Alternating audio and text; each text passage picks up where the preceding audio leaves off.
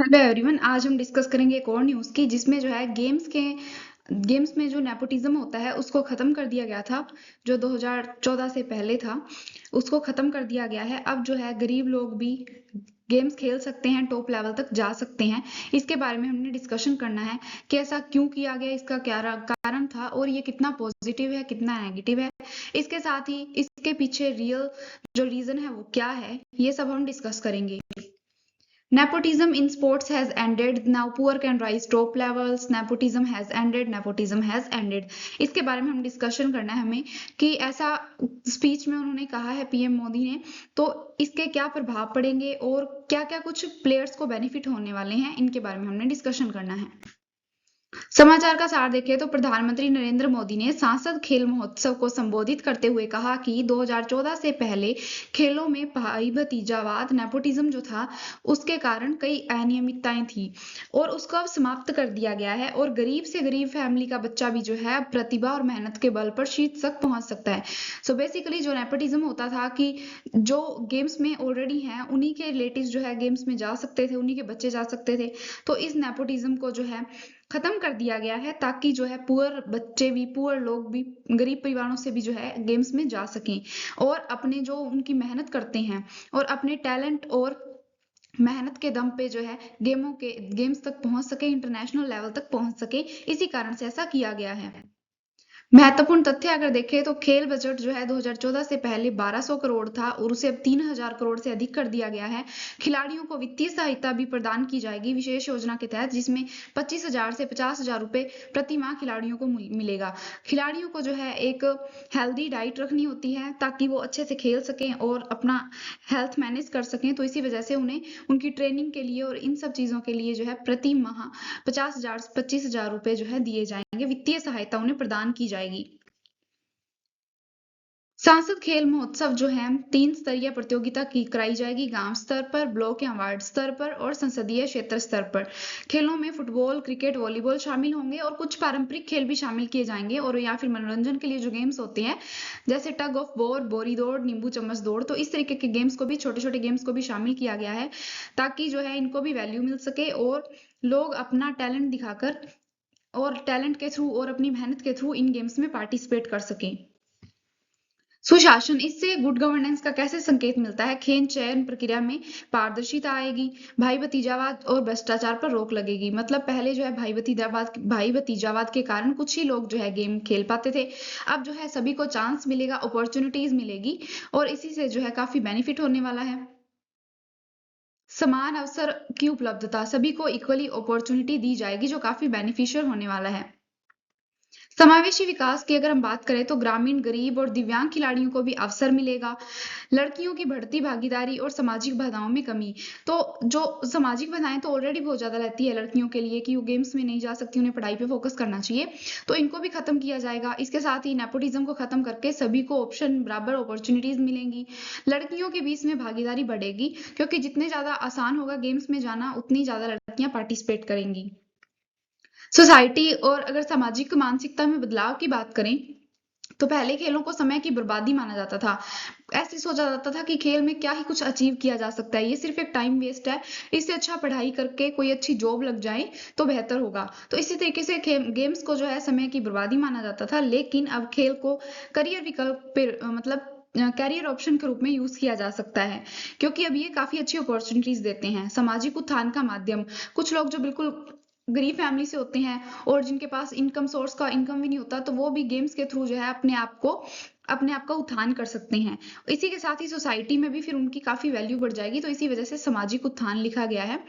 स्वास्थ्य और मानसिक विकास का साधन माना जा रहा है। स्वास्थ्य, जब कोई गेम्स खेलता है तो ऑटोमेटिकली वो स्वास्थ्य की तरफ और मानसिक स्वास्थ्य को जो है काफी अच्छा साबित होता है क्योंकि गेम्स और फिजिकल एक्टिविटीज, जैसे हम सुनते हैं कि योगा करना चाहिए, तो वो ऑलरेडी हमारी हेल्थ के लिए काफी अच्छा होता है। तो गेम्स में अगर कोई पार्टिसिपेट करेगा तो उसे डबल बेनिफिट होगा, हमारा सामाजिक उत्थान भी होगा, एज अ कैरियर ऑप्शन भी इसको यूज किया जा सकता है और स्वास्थ्य और मानसिक विकास का साधन भी इसको बनाया जा सकता है।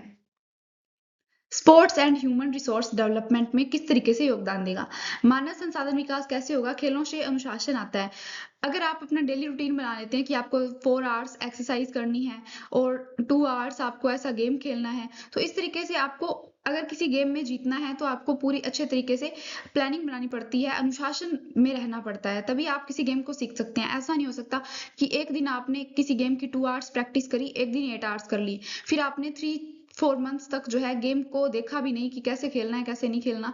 तो ये बिल्कुल भी इस तरीके का अगर आपका डिसिप्लिन है तो आप कभी भी गेम्स को जो है जीत नहीं पाएंगे। तो उसके लिए प्रॉपर डिसिप्लिन चाहिए होता है। तो खेलों से अनुशासन बढ़ता है। टीम भावना, बहुत सारे गेम जो है टीम भावना को बढ़ावा देते हैं। मोस्टली गेम्स जो है टीम में खेले जाते हैं, तो वो टीम भावना को बढ़ावा देते हैं, जो कि काफी अच्छा है। इसके साथ ही फिट इंडिया अभियान को बढ़ावा देना।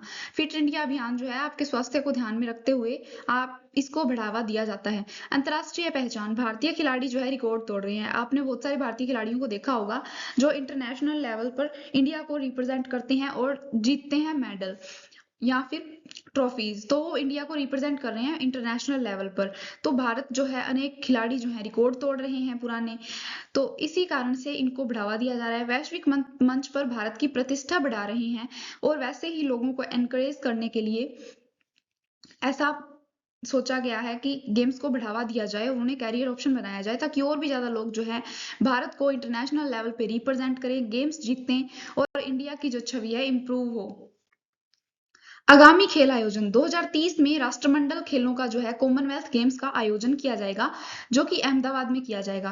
तो बेसिकली कॉमनवेल्थ गेम अहमदाबाद में होंगे। अब इंडिया में होंगे तो इंडिया ये अपॉर्चुनिटीज कैसे जाने दे सकता है।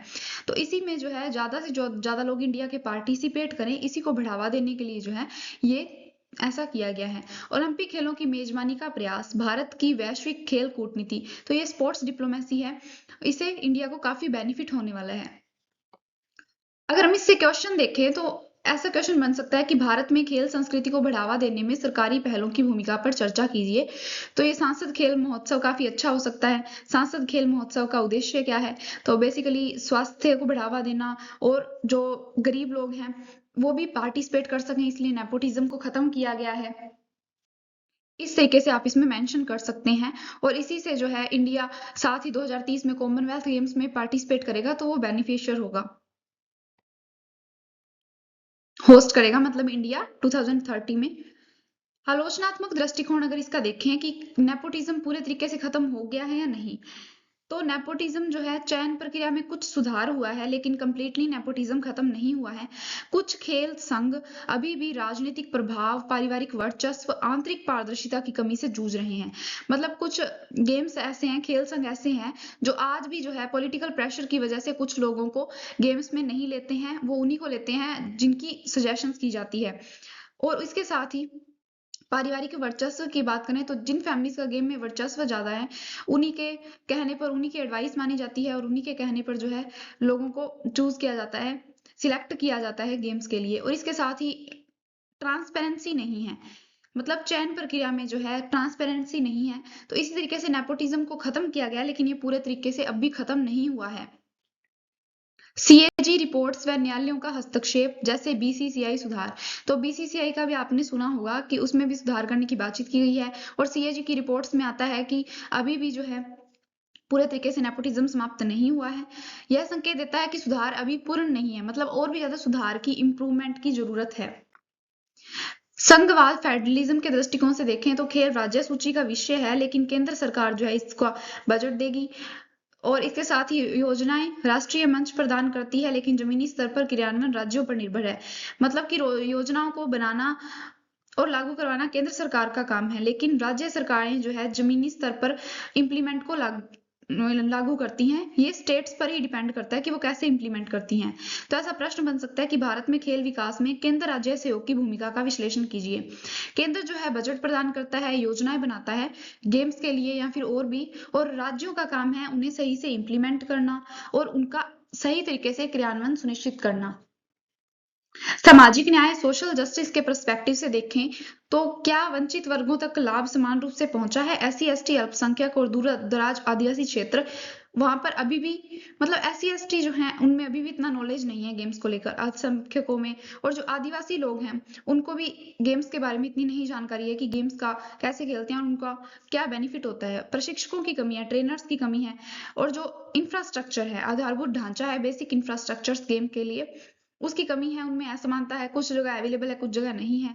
लड़कियों की भागीदारी बढ़ी है, लेकिन सामाजिक दबाव सुरक्षा और ड्रॉप आउट दर अभी भी चुनौती है। मतलब कुछ लड़कियां जो है 12th तक, जैसे 18 एज तक जो है गेम्स कंटिन्यू करती हैं, लेकिन उसके बाद मैरिज हो जाता है या फिर कुछ और भी सोसाइटल प्रेशर हो जाते हैं और सुरक्षा की चिंता हो जाती है, तो उनको लेके उसके बाद लड़कियां गेम खेलना बंद कर देती हैं। तो ये भी कुछ रीजंस हैं जिनकी वजह से पूरे तरीके से भी ये नहीं लागू हुआ है।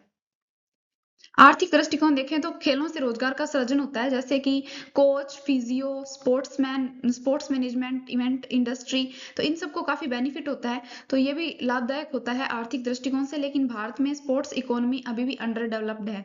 मतलब इंडिया में स्पोर्ट्स को अभी भी इतनी वैल्यूज नहीं दी जाती हैं। निजी निवेश सीमित है, प्राइवेट कंपनीज इनमें निवेश कम करती हैं, तो अभी भी ये थोड़ा इशू है। स्वास्थ्य और मानव पूंजी दृष्टिकोण, खेल संचारी रोगों में कमी, गैर संचारी रोगों में कमी होती है, मानसिक स्वास्थ्य में सुधार होता है। जब आप गेम्स खेलते हैं आपका माइंड रिफ्रेश होता है, फ्रेश होता है। इसके साथ ही जो मूवमेंट है, आपको योगा करने के लिए कहा जाता है ताकि आप ज्यादा से ज्यादा मूवमेंट करें। इसके साथ ही जब से इंटरनेट आया है, मोबाइल फोन का चलन काफी ज्यादा बढ़ गया है इंटरनेट की वजह से, तो लोगों का लाइफस्टाइल बहुत स्टेबल हो गया है। लोगों को वर्क वगैरह करना पसंद नहीं है, और इसी वजह से अगर गेम्स खेलते हैं तो उनके स्वास्थ्य में काफी सुधार होता है। नशे से दूरी, जब वो खुद को गेम्स में बिजी रखते हैं तो ऑब्वियसली नशे की जरूरत नहीं पड़ती, क्योंकि जब आप इतना टाइम गेम्स की प्रैक्टिस करेंगे, गेम्स खेलेंगे, तो आप थकेंगे ऑब्वियसली, तो आपको नशे की जरूरत नहीं पड़ेगी। इसके साथ ही आपकी टेंशन खत्म होगी। फिट इंडिया खेलो इंडिया प्रिवेंटिव हेल्थ केयर का माध्यम है। तो बेसिकली गेम्स जो हैं हमारे लिए स्वास्थ्य के लिए भी काफी अच्छे हैं, और ये एक अच्छी ह्यूमन कैपिटल का निर्माण करते हैं। अंतर्राष्ट्रीय संबंध सॉफ्ट पावर पर्सपेक्टिव देखें तो खेल कूटनीति है, ओलंपिक, CWG की मेजबानी, वैश्विक छवि निर्माण होती है। जिस कंट्री से ज्यादा मेडल जीते जाते हैं उनकी छवि में काफी इंप्रूवमेंट होती है। उभरती हुई खेल शक्ति भारत है, जैसे कि भारत उभरती हुई खेल शक्ति है। आपने देखा होगा कि ऑलमोस्ट कितने सारे गेम्स में जो है इंडिया को मेडल मिलते हैं। युवाओं की डेमोग्राफिक डिविडेंड का उपयोग किया जाता है। तो हमारे इंडिया में युवाओं की पॉपुलेशन काफी ज्यादा है, तो उसका अच्छे तरीके से यूज किया जाता है। प्रशासनिक क्षमताएं देखें तो योजनाएं अच्छी हैं, लेकिन जमीनी निगरानी और डेटा आधारित चयन और प्रदर्शन मूल्यांकन जो है उसकी अभी भी आवश्यकता है। मतलब वो अभी भी सही नहीं है। इसके साथ ही स्पोर्ट्स अथॉरिटी ऑफ इंडिया की भूमिका को भी सही तरीके से सुनिश्चित किया जाना चाहिए, और चयन प्रक्रिया में पारदर्शिता होनी चाहिए, नेपोटिज्म नहीं होना चाहिए। एथिक्स गवर्नेंस पर्सपेक्टिव से देखें तो भाई भतीजा का बात समाप्त करना जो है नैतिक शासन का उदाहरण है। इससे केवल गेम में नहीं बल्कि प्रशासन में भी आवश्यक मूल्य आते हैं। कॉमनवेल्थ गेम्स जो हैं राष्ट्रमंडल खेल जो होते हैं हर 4 साल में आयोजित किए जाते हैं। राष्ट्रमंडल देशों के द्वारा उनके एथलीट्स इनमें भाग लेते हैं। इन्हें मैत्रीपूर्ण खेल भी कहा जाता है। ओलंपिक के बाद दूसरा सबसे बड़ा बहु खेल आयोजन है। मतलब इसमें काफी सारे गेम्स होते हैं जो एकता, समानता और खेल भावना को बढ़ावा देते हैं, और पूर्ण सदस्य के रूप में इनको शामिल किया जाता है। इसमें पैरा एथलीटों को भी शामिल किया जाता है। इसकी अगर मुख्य बातें देखें तो पहली बार 1930 में कनाडा में हैमिल्टन में ब्रिटिश एम्पायर गेम्स नाम से आयोजित हुए थे। 1970 के दशक में इनका नाम बदलकर कॉमनवेल्थ गेम्स कर दिया गया था। तो पहले ये ब्रिटिश एम्पायर गेम्स के नाम पे बने थे, उसके बाद इनका नाम चेंज कर दिया गया। कॉमनवेल्थ गेम्स फेडरेशन इन गेम्स का प्रबंधन करता है। तो कॉमनवेल्थ गेम्स जो फेडरेशन है वो इन गेम्स को देखता है। इनका उद्देश्य क्या है? इनका उद्देश्य है राष्ट्रमंडल देशों के बीच दोस्ती, समानता और भाईचारे को बढ़ावा देना, साथ ही शिक्षा और मनोरंजन को प्रोत्साहित करना। मतलब सिर्फ एजुकेशन ही जीवन में सक्सेस होने का एक जरिया नहीं होता, गेम्स के थ्रू भी आपको बहुत अपॉर्चुनिटीज मिलती हैं। समावेशिता, यह पहला बड़ा खेल आयोजन है जिसमें पुरुष और महिला पदकों की संख्या बराबर होती है, और विकलांग एथलीटों को पूर्ण टीम सदस्य माना जाता है, जिससे यह समावेशी आयोजनों का एक माध्यम बन गया। मतलब इसके अंदर जो पैरा एथलीट्स हैं उनके साथ कोई भेदभाव नहीं किया जाता, उनको बराबर रखा जाता है। तो इसी वजह से इन्हें समावेशी आयोजन इनके किए जाते हैं। तो काफी ज्यादा समावेशिता इनमें हमें दिखाई देती है। 2010 में भारत ने दिल्ली में राष्ट्रमंडल खेलों का सफल आयोजन किया था, जो एशिया में दूसरी बार हुआ था, और भारत का अब तक का सबसे अच्छा प्रदर्शन था। भारत को 2030 के राष्ट्रमंडल खेलों की मेजबानी मिली है, और इस बार अहमदाबाद शहर में इसके लिए चुना गया है। मतलब इस बार अहमदाबाद को चुना गया है। 2010 के बाद 20 साल बाद भारत को दूसरा मौका मिला है। तो कितने लंबे टाइम बाद भारत को मौका मिला है कॉमनवेल्थ गेम्स होस्ट करने का, जिसे नवंबर 2025 में ग्लासगो में हुए कॉमनवेल्थ स्पोर्ट्स की जनरल असेंबली में आधिकारिक रूप से घोषित किया गया था। इसको ग्लासगो के कॉमनवेल्थ स्पोर्ट्स की जो असेंबली हुई थी उसमें घोषित किया गया था कि नेक्स्ट जो 2030 में होंगे वो इंडिया के अहमदाबाद में होंगे। तो ये आप देख सकते हैं कि 2030 के राष्ट्रमंडल खेल होंगे अहमदाबाद में, और इससे भारत को काफी बेनिफिट होने वाला है। इसलिए जो है 2030 की प्रेपरेशन करने के लिए जो है अभी से हमारी गवर्नमेंट ने इसको बढ़ावा देना शुरू कर दिया है गेम्स को, ताकि ज्यादा से ज्यादा लोग पार्टिसिपेट करें, ज्यादा से ज्यादा मेडल इंडिया को मिले और इंडिया की वैश्विक छवि जो है इम्प्रूव हो। तो ये थी हमारी आज की न्यूज। आई होप आपको समझ आई होगी। Thanks for watching.